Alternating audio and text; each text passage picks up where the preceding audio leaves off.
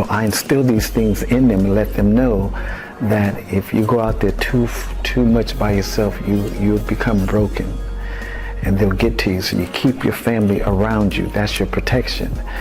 And I'm busy just doing that, and I'm producing things on myself, working with my brothers. Of course, that's what started all of this, was the Jackson 5. So it's important that we do things to keep the legacy going. And just having fun. I study film, so I'm going to continue to produce film and do some directing as well. Haha.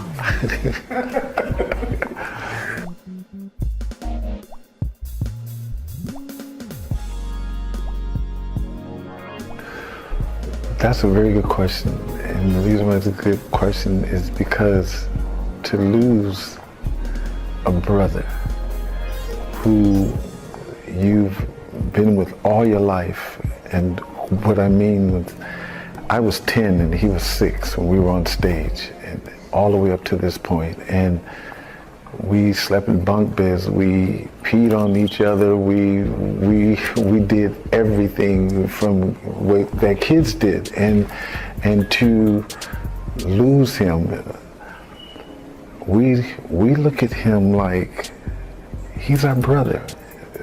We know what he's done, his accomplishments. At the end of the day, it hurts because he's our brother, not because of who he was.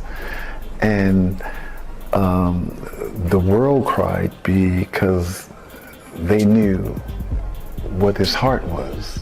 He was touching the hearts of people around the world while the media was too busy manipulating the minds of people against him. And so with that being said, we make sure that we continue to play the music. It's healing for us. It's healing for us, but nobody was supposed to do what we did, being 5 black African-American kids breaking everybody's record, even on the tours to this day. Even with Dodger Stadium, the Bee Gees had the records for 2 nights. We sold it out 7 nights. We got threatened and we had to ride to concerts in an armored truck because our lives were oh yes, during that trip. It was so much because we were not supposed to be doing. There was a funny story, I tell it. There was a massacre years ago at a McDonald's in San Diego, and I can't remember what it was. That same guy threatened us. So I said, Michael, you know we got this threat. And I said, well, what are you going to do?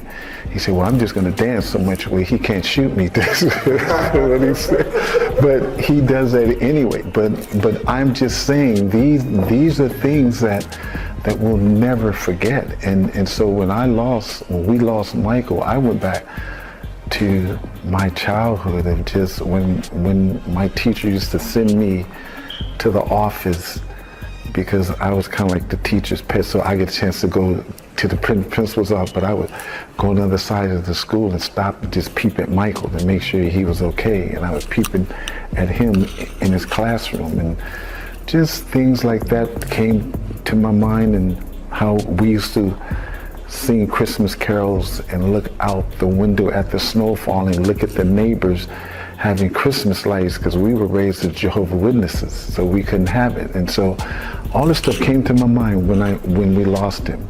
And I said, wow, those things stuck out the most. But no, we miss him every day. Every day he's on my mind. We hear his music, and his spirit is very much alive. In Islam, we believe that once you leave that body, it's just a shell, but your spirit lives on.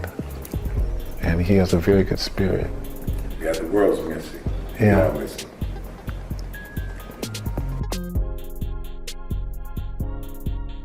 Hi, this is the brick that kept us off the streets. This is it.